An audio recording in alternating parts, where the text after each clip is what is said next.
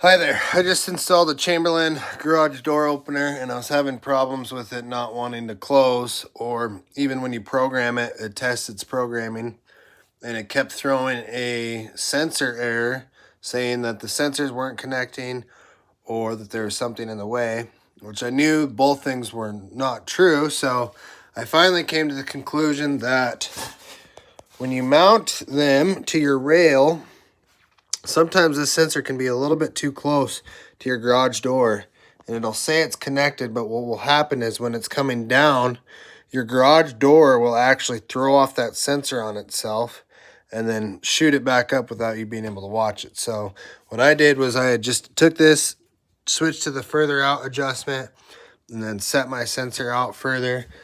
and connected, making sure that both lights are still on and we're good to go.